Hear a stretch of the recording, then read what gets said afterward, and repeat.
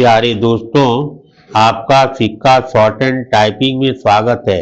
यदि आप चैनल पर नए हैं तो चैनल को सब्सक्राइब कर बेल आइकन को प्रेस करें। स्किल टेस्ट देने वाले विद्यार्थियों को सलाह दी जाती है कि वह चैनल पर दी जा रही प्रत्येक डिक्टेशन को बार बार लिखें और ट्रांसक्राइब करें।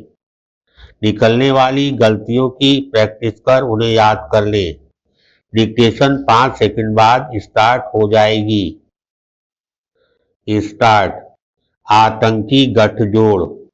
दिल्ली पुलिस की ओर से तमिलनाडु और पश्चिम बंगाल से गिरफ्तार किए गए 8 संदिग्ध आतंकवादियों के बारे में जिस तरह यह जानकारी सामने आई कि वे देश की राजधानी में किसी बड़े हमले की साजिश रच रहे थे, उससे यही पता चलता है कि आतंकी संगठनों का दुस्साहस कम होने का नाम नहीं ले रहा है।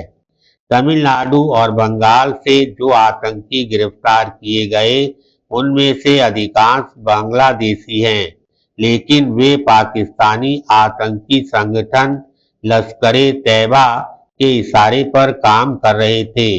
उनका हैंडलर बांग्लादेश में बैठा एक कुख्यात कश्मीरी आतंकी बताया जा रहा है। इसका मतलब है कि बांग्लादेशी और पाकिस्तानी आतंकी संगठनों के बीच सांठगांठ कायम हो गई है।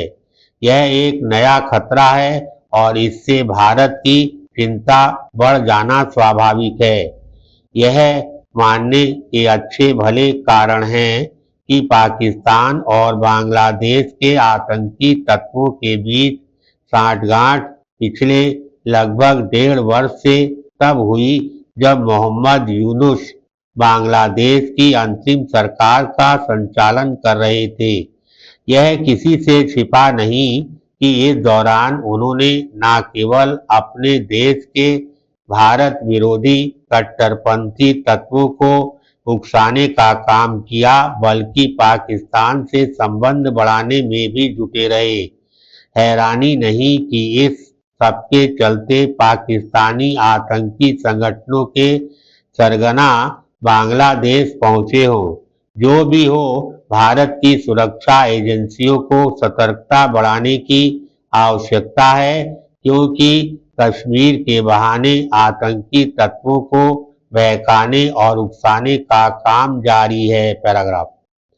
दिल्ली पुलिस की ओर से पकड़े गए आतंकियों के दुस्साहस का पता इससे चलता है कि उन्होंने दिल्ली और कोलकाता में भारत विरोधी पोस्टर चस्पा किए थे। इन पोस्टरों की छानबीन के तहत ही दिल्ली पुलिस संदिग्ध आतंकियों तक पहुंची। ध्यान रहे कि कुछ महीने पहले दिल्ली में लाल किले के निकट धमाका करने वाले आतंकी के साथियों ने भी इसी तरह श्रीनगर में भारत के खिलाफ पोस्टर लगाए थे। श्रीनगर में लगाए गए पोस्टरों की छानबीन से ही फरीदाबाद के उस आतंकी मॉड्यूल का भंडाफोड़ हुआ था, जिसमें कई डॉक्टर शामिल थे और जिनमें से एक ने आत्मघाती हमलावर बनकर लाल किले के निकट कार में विस्फोट किया था। ये दोनों घटनाएं यही बताती हैं कि पुलिस एवं सुरक्षा एजेंसियों को प्रत्येक छोटी से छोटी घटना को गंभीरता से लेना चाहिए और उनकी गहन जांच भी करनी चाहिए। दिल्ली पुलिस के हाथ आए संदिग्ध आतंकियों के पास से फर्जी आधार कार्ड बरामद हुए हैं और वे उन्हीं के जरिए तमिलनाडु एवं कोलकाता में काम कर रहे थे।